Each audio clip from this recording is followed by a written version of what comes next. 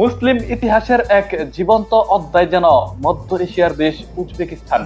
শতাব্দীর পর শতাব্দী ধরে অসংখ্য আলেম, বিজ্ঞানী ও মনীষীর পদচারণায় সমৃদ্ধ হয়েছে এই ভূখণ্ড। সেই গৌরবময় ইতিহাসের অন্যতম উজ্জ্বল নিদর্শন হযরত ইমাম কমপ্লেক্স। এখানে শায়িত আছেন হযরত আবু বকর মুহাম্মদ কাফফাল শাসি, যিনি ছিলেন জ্ঞান, প্রজ্ঞা ও সৃজনশীলতার এক অনন্য প্রতীক।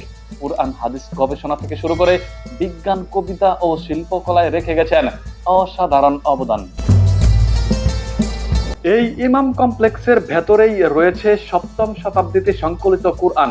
ইসলামের তৃতীয় খলিফা হযরত উসমান রাদিয়াল্লাহু তাআলা আনহু তার শাসনামলে বিভিন্ন অঞ্চলে কুরআন পাঠে ভিন্নতা লক্ষ্য করেন এবং একটি নির্ভুল সংস্করণ তৈরির উদ্যোগ নেন। হযরত হাফসা রাদিয়াল্লাহু তাআলা আনহুর কাছে সংরক্ষিত কুরআনের কপিকে মূল ধরে অত্যন্ত সতর্কতার সঙ্গে হরিণের চামড়ায় খোদাই করে সংকলন করেন 6টি কপি এবং তা পাঠিয়ে দেন মুসলিম সাম্রাজ্যের বিভিন্ন অঞ্চলে। সেই 6 কপির মধ্যে হযরত উসমান রাদিয়াল্লাহু তাআলা আনহু নিজেই ব্যবহারের জন্য যেটি রেখেছেন সেটি এই কুরআন। সপ্তম শতাব্দীর এই কুরআন যে সত্যিই হযরত উসমানের ব্যবহৃত তা নিশ্চিত করে 2000 সালে ইউনেস্কো সনদ প্রদান করেন। শতাব্দীর পর শতাব্দী ধরে ইতিহাসের উত্তাল স্রোতে ভেসে এই মহামূল্যবান কুরআন এক দেশ থেকে আরেক দেশে ঘুরে বেরিয়েছে। অবশেষে মধ্যযুগের প্রভাবশালী শাসক তৈমুর এই অমূল্য ইসলামী ঐতিহ্যকে মধ্য এশিয়ায় নিয়ে আসেন। এরপরও এর যাত্রা থেমে থাকেনি। রাজ্য বদলেছে, সাম্রাজ্য পাল্টেছে, এমনকি এক সময় এটি সোভিয়েত কর্তৃপক্ষের নিয়ন্ত্রণেও চলে যায়। কিন্তু দীর্ঘ প্রতীক্ষার পর ইতিহাসের সেই অমূল্য ধন আবার ফিরে আসে উজবেকিস্তানের মাটিতে। ইতিহাসের এক হৃদয় বিদারক ঘটনার সঙ্গেও জড়িয়ে আছে এই কুরআন।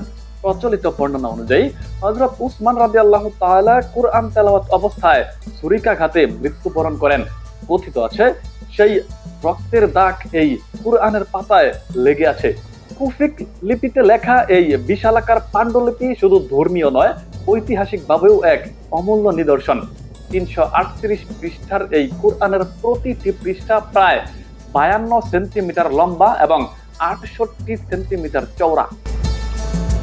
শতাব্দী পেরিয়ে আজও এই ঐতিহাসিক কুরআনের আকর্ষণ এতটুকুও কমেনি।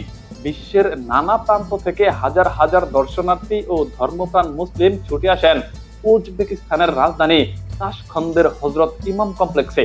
তাদের একটাই আকাঙ্ক্ষা, ইসলামের তৃতীয় খলিফা হযরত উসমান রাদিয়াল্লাহু তাআলা এর সঙ্গে সম্পৃক্ত বলে পরিচিত এই কুরআনকে নিজ চোখে এক ঝলক দেখা।